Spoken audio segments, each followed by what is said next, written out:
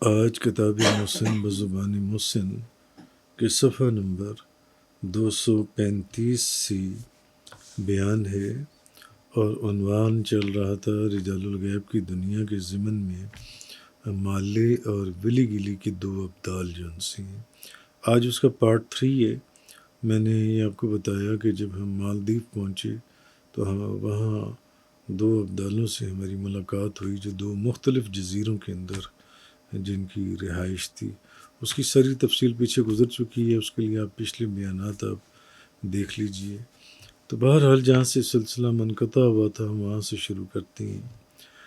تو ایک اور بات جو بتانا ضروری سمجھتا ہوں وہ یہ کہ ریسٹورنٹ میں کھانا کھانے کے دوران عبد الماجد فرمانے لگے، میں نے عورت کی عظمت پر ایک کتاب لکھی ہے۔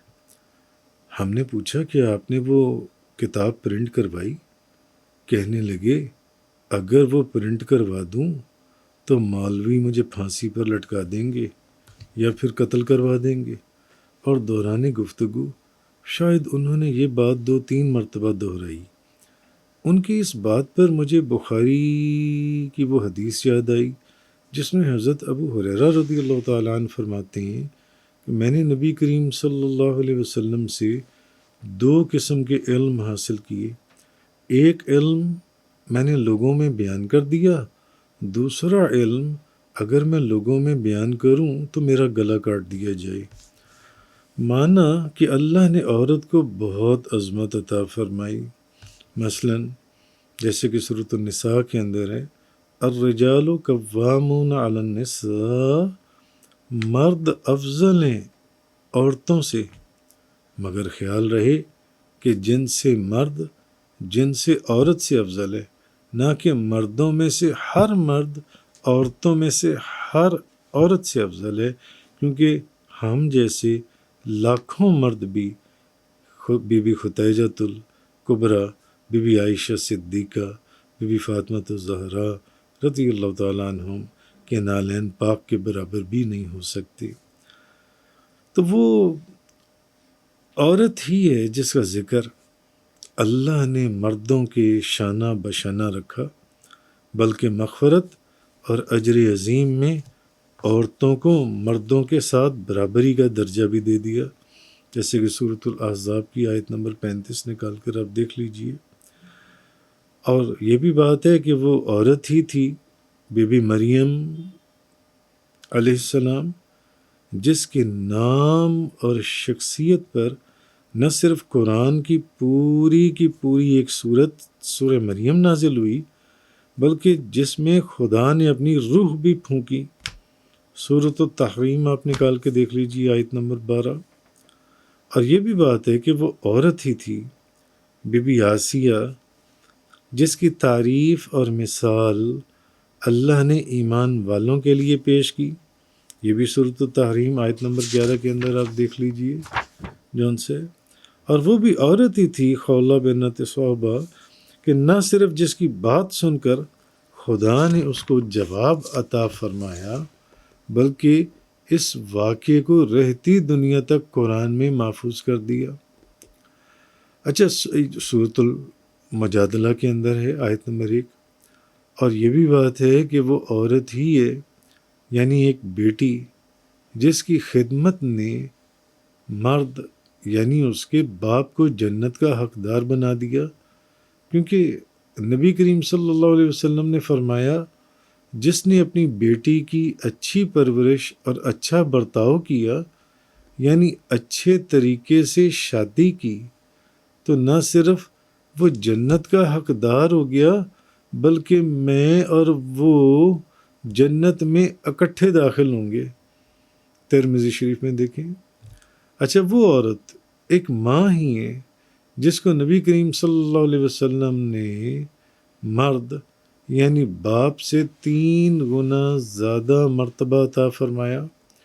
حضرت ابو ہریرہ رضی اللہ تعالیٰ عنہ فرماتے ہیں ایک شخص نے عرض کیا یا رسول اللہ، میرے حسن سلوک کا سب سے زیادہ مستحق کون ہے؟ فرمایا تمہاری والدہ تمہارے حسن سلوک کی سب سے زیادہ مستحق ہے۔ اس نے پھر پوچھا کہ اس کے بعد کون ہے؟ آپ صلی اللہ علیہ وسلم نے پھر فرمایا تمہاری ماں۔ اس نے تیسری مرتبہ پھر پوچھا یا رسول اللہ اس کے بعد کون ہے؟ آپ نے پھر وہی جواب دیا تمہاری ماں۔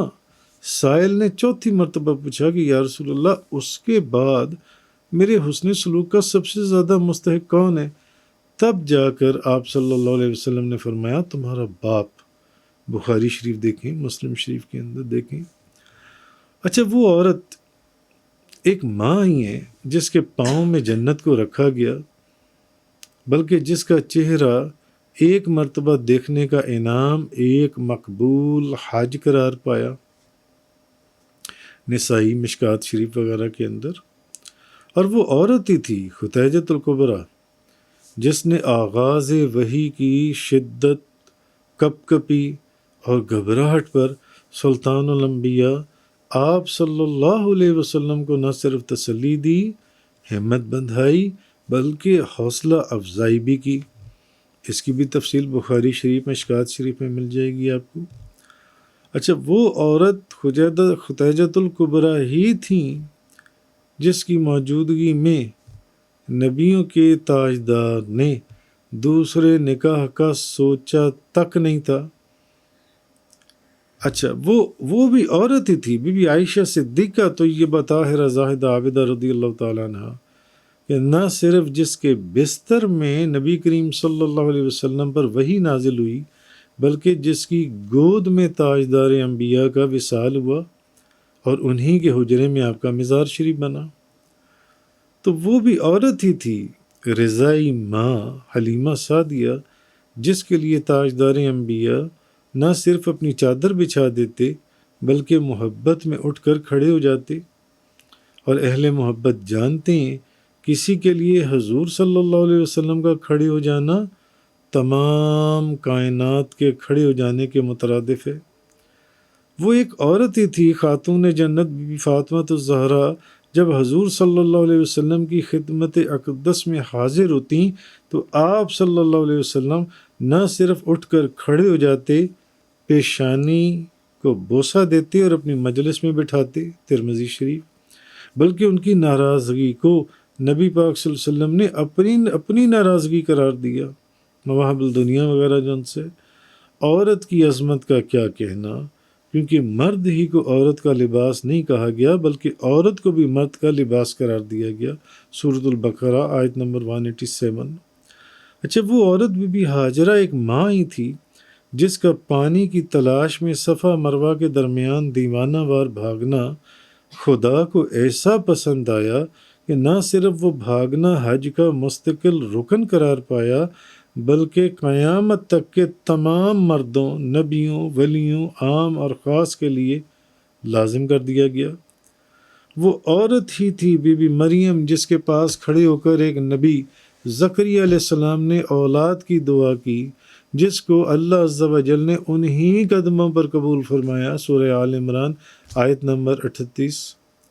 اور وہ بھی ایک عورت ہی تھی جس کے سچ بولنے کی نصیحت نے عبد القادر کو عبد القادر سے محبوب سبحانی، غوث اعظم شیخ عبد القادر جیلانی، ہزاروں اولیاء کا سردار اور سلطان بنا دیا۔ لہٰذا آج دنیا میں جہاں کہیں بھی عورت کو عزت ملی، وہ نہ صرف آپ صلی اللہ علیہ وسلم کی بدولت ملی بلکہ آپ صلی اللہ علیہ وسلم نے عورت کو اس بلند مقام پر فائز فرما دیا جس کا پہلے مذاہب میں تصور بھی نہ تھا، وگرنہ دوسری قوموں نے تو عورت کو جنس انسانی سے ہی خارج کر دیا تھا۔ مثلا یونانیوں نے عورت کو سانپ سے بھی زیادہ خطرناک قرار دیا۔ سقراط نے کہا دنیا میں عورت سے بڑھ کر کوئی فتنہ اور فساد نہیں۔ کسی نے کہا عورت شر کی بیٹی اور امن اور سلامتی کی دشمن ہے۔ روم میں معمولی قصور پر عورت کو ذبح کر دیا جاتا تھا، جبکہ رومن کیتھولک کے نزدیک عورت کلام مقدس کو چھو نہیں سکتی تھی، اسے گرجا گھر میں داخل ہونے کی اجازت نہیں تھی۔ دور جاہلیت میں عورت جائیداد کی مانند ورثہ میں منتقل ہوتی تھی۔ بچی کی پیدائش پر نہ صرف چہرہ سیاہ پڑ جاتا بلکہ اس کو زندہ درگور کر دیا جاتا۔ ہندوؤں میں عورت کو خامد کے مرنے پر اس کے ساتھ مرنا پڑتا، بلکہ بعض قبائل میں باپ کے مرنے پر جو بیٹا دوڑ کر ماں کے سر پر کپڑا ڈالتا وہ اس کی لونڈی، خادمہ یا ملکیت قرار پاتی۔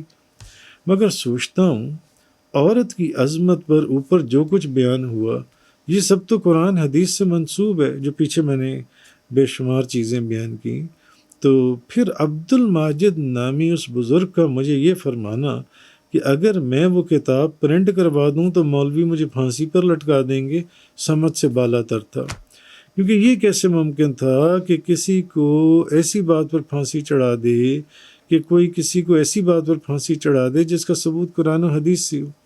تو یقیناً عورت کی عظمت پر ان کو اللہ کی طرف سے کچھ ایسی معرفت حاصل تھی جہاں علم والوں کو رسائی نہ تھی، جس کی بنا پر انہوں نے فرمایا کہ اگر میں وہ کتاب چھپوا دوں تو لوگ مجھے پھانسی پر چڑھا دیں گے۔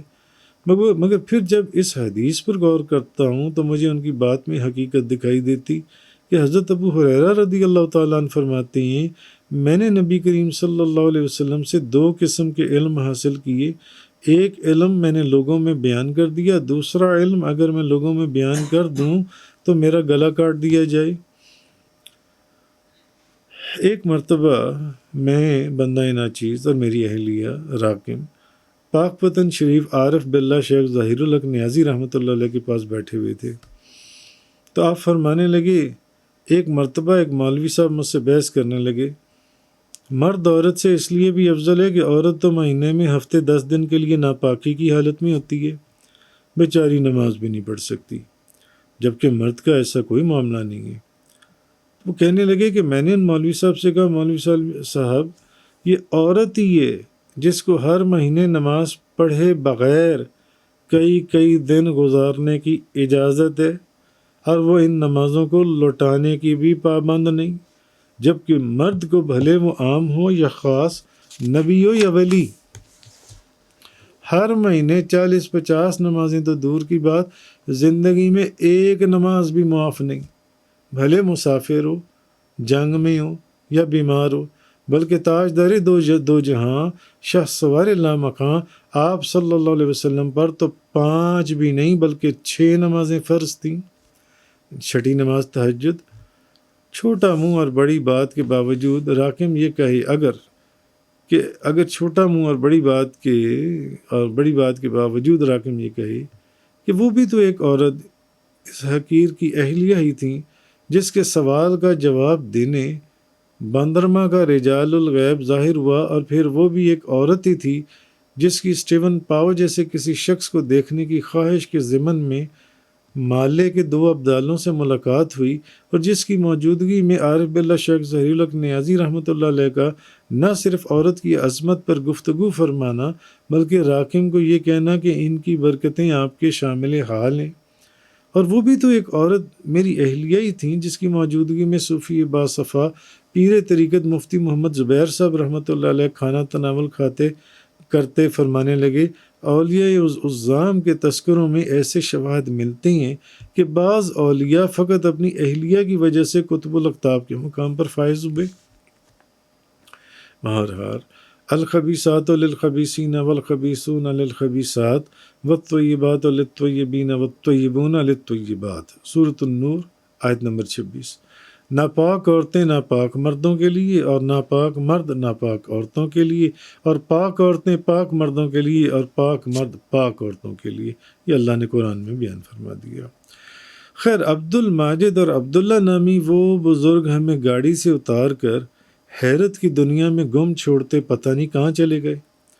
ہم بھی تھک چکے تھے، رات ہوٹل خوب آرام سے سوئے، کیونکہ ابھی ہمارا ایک دن کا قیام کورمبا آئی لینڈ میں باقی تھا۔ سو کر اٹھے، ناشتہ کیا تو پتہ چلا کورمبا آئی لینڈ کی ماڈرن سپیڈ بوٹ پانی میں کھڑی ہمارا انتظار کر رہی ہے، لہٰذا 16 جنوری کو ہم کورمبا چلے گئے۔ راستے میں پتہ چلا کہ وہ تمام جزیرہ کورمبا نامی ایک مہنگے 5 اسٹار ہوٹل پر مشتمل تھا، ویٹرز کو مشتمل تھا، جہاں صرف ایک چھوٹا سا نان $11 کا تھا، تو کھانے کا کیا کہنا۔ اس دور میں سوچنے لگے ٹریڈرز ان ہوٹل والوں کا کیک ان کے ویٹرز کو کھلانے کی بجائے ہمیں اپنے ساتھ کرمبا لے آنا چاہیے تھا تاکہ 2 دن وہی کیک کھا کر گزارا کر لیتے۔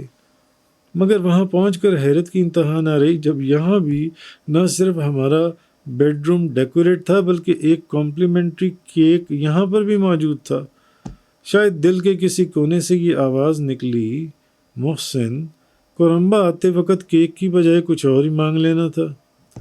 کورمبا آئی لینڈ کے مناظر فطری حسن کی دلکشی کے ساتھ اپنے عروج پر تھے۔ ناریل کے دیو کامت درختوں میں گھرے ہوٹل کے تمام کمروں کی کھڑکیاں ساحل سمندر کی سفید ریت میں کھلتیں اور سامنے سینکڑوں میل پھیلا سمندر کا نیلے اور سبز رنگ کا پانی ایک عجیب نظارہ پیش کرتا۔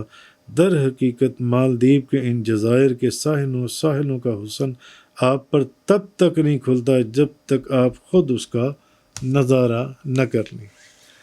جیسے ہی ہماری بوٹ کورمبا پہنچی، ایک خاتون کو نہایت خوبصورت ڈریس میں ویلکم کے لیے وہاں کھڑے پایا، جس نے ہوٹل کی لابی میں نہ صرف ہمیں ویلکم ڈرنک پیش کیا بلکہ دور درختوں کے جھنڈ میں ہمیں ہمارا بیڈ روم بھی دکھایا اور کہا، آپ لوگ جلدی جلدی فریش ہو جائیں، کچھ ہی دیر میں ایک بوٹ سمندر کے اس علاقے میں جا رہی ہے جہاں پانی کے نیچے ڈالفنز موجود ہیں۔ واپسی پر سورج غروب ہونے کا حسین منظر بھی آپ دیکھ پائیں گے، لہذا ڈالفن اور سن سیٹ شو کی ٹکٹیں خرید کر ہم ایک بڑی اسپیڈ بوٹ جس پر کورمبا ہوٹل کی چند اور فیملیز بھی موجود تھیں، سمندر کے گہرے پانی کی طرف رواں دواں تھے۔